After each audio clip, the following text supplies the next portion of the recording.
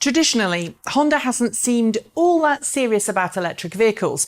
While it did produce limited numbers of the Honda Fit EV in order to satisfy zero-emission mandates in the state of California and other US states which follow California's lead, it halted production as soon as it had made the required number of vehicles to satisfy said mandate. Similarly, while Honda has produced plug-in hybrids for a number of years now, the cars in question were low-volume vehicles sold in very low numbers and considered something of a unicorn in states that did not follow California's zero-emission mandate. Historically then, Honda's focus has been away from purely battery electric vehicles and focused towards hybrid and hydrogen fuel cell electric vehicles. Its Clarity FCV full-sized sedan, originally conceived as just a hydrogen fuel cell vehicle, was the primary focus for the company for many years. Only in the last few has there been anything of a shift towards more plug-in models, with the Clarity FCV's California-only availability made up for in other markets with the Clarity PHEV plug-in hybrid and the Clarity electric EV. Even then, however, the Clarity PHEV and Clarity EV's reasonably high sticker prices and limited range hasn't meant that sales have been all that impressive. And at this week's Geneva Motor Show, Honda officially revealed its e-prototype, the latest incarnation of its all-electric concept car that first debuted as the Honda Urban EV back in 2017 at the Frankfurt Motor Show. Previewing a car that Honda says will enter into production next year, it might appear at first on paper to be something of a damp squib, with what's now seen as a tiny range of just 124 miles per charge on the WLTP test cycle and an 80% rapid charge time of 30 minutes. But here's the thing. I think you should be excited about this car, and here's why.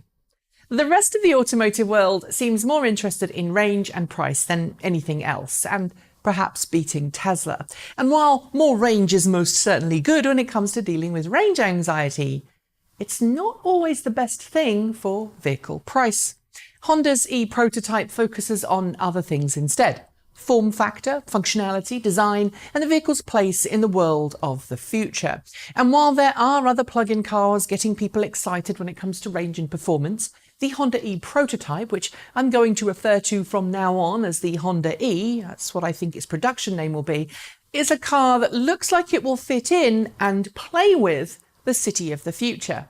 At this point in the video, I feel a need to acknowledge that as a subcompact car, or perhaps even a mini car, the Honda E will most certainly not appeal to every single buyer around the world. In the US, for example, where small cars have been met with suspicion and scorn, I really can't see the Honda E getting a lot of fans. But since the Honda E is designed almost exclusively for a European market and won't be available in the US, it's worth looking at what it offers in the context of busy, crowded European cities.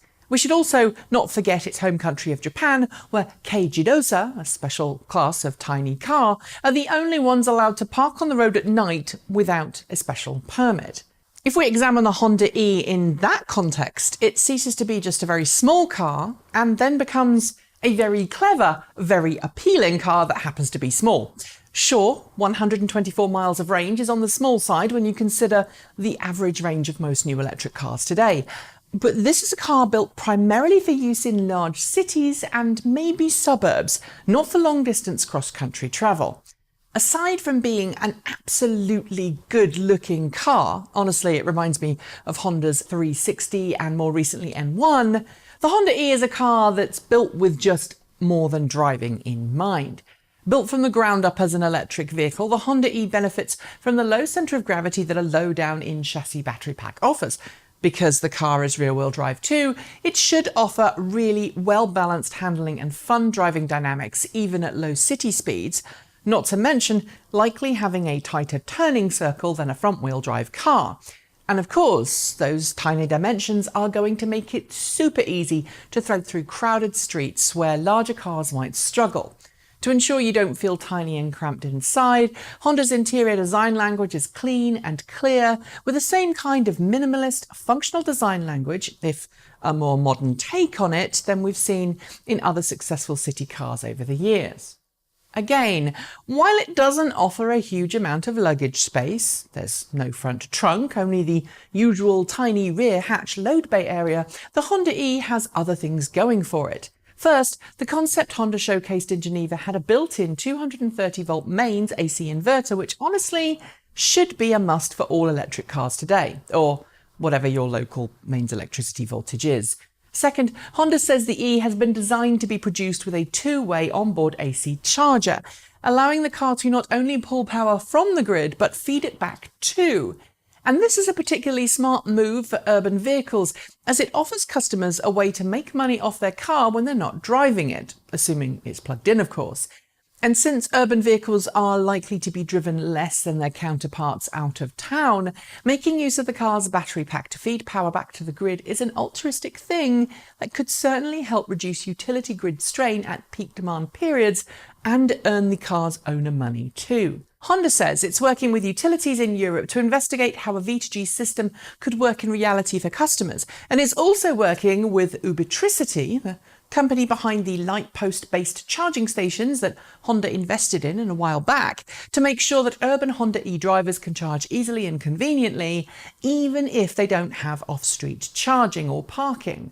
Sure, Honda needs to back all of this up with production plans, but it says it's already received 15,000 hand raisers for this tiny plug-in and already has plans to make a commercial version in the future.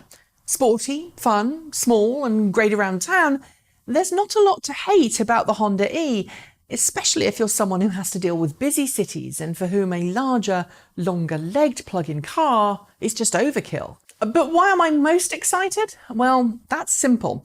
Honda has a knack of using innovative design to get a leg up on others in the marketplace. While its CR-V wasn't the first ever crossover SUV, that honour goes to the Toyota RAV4, Honda wasn't far behind it in setting trends. Its Honda Fit, or Jazz as it's known in some markets, helped redefine compact city car design language by putting the fuel tank below the front seats and allowing a far more flexible load bay area for customers to use. I get that Honda hasn't yet shown its cards fully in terms of the electric car world, but it's worth remembering that when Honda turns its mind to something, the results are usually pretty good. Even the Honda Fit EV, a compliance car that was begrudgingly built, earned itself rave reviews, and people wanted Honda to make more. The only real unknown for the Honda E? Price. If Honda prices it too highly, it just won't sell, but if it's priced below some of the more conventional competition in the plug-in marketplace, well then, something very interesting might happen. Are you excited by the Honda E prototype? Would you like one? And what would you expect the price to be? Leave your thoughts below. That's it. Thanks for joining me, and I'll see you next time.